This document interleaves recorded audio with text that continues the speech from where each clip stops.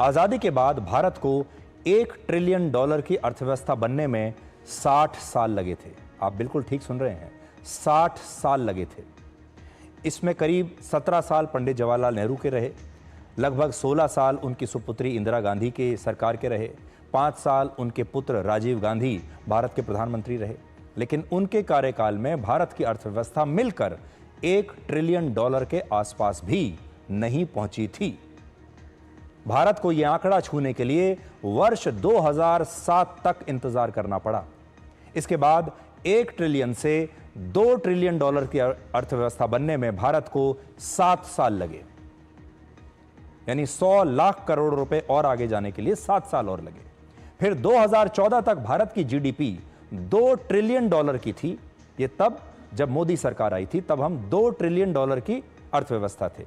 इसके बाद प्रधानमंत्री मोदी के 11 वर्षों के इस कार्यकाल में भारत की जीडीपी, भारत की अर्थव्यवस्था $2 ट्रिलियन से बढ़कर $4 ट्रिलियन हो गई, 400 लाख करोड़ रुपए की हो गई। और इनमें भी 3 ट्रिलियन से 4 ट्रिलियन पर पहुंचने में हमें सिर्फ 4 साल लगे, जबकि कांग्रेस की सरकार में इसमें वर्षों और दशकों तक लग जाया करते थे। आप अंतर देख लीजिए अपनी स्क्रीन पर।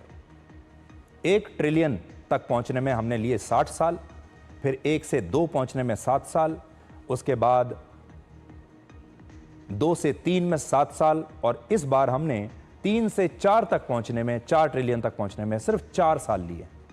अनुमान है कि प्रधानमंत्री मोदी अपने तीसरे कार्यकाल में एक नया रिकॉर्ड बना सकते हैं और अब की बार भारत की अर्थव्यवस्था सिर्फ 3 वर्षों में ही $4 ट्रिलियन से $5 ट्रिलियन पर पहुंच सकती है, और हम वर्ष 2028 तक जर्मनी से भी बड़ी अर्थव्यवस्था बन जाएंगे और तब भारत दुनिया की तीसरी सबसे बड़ी अर्थव्यवस्था होगा।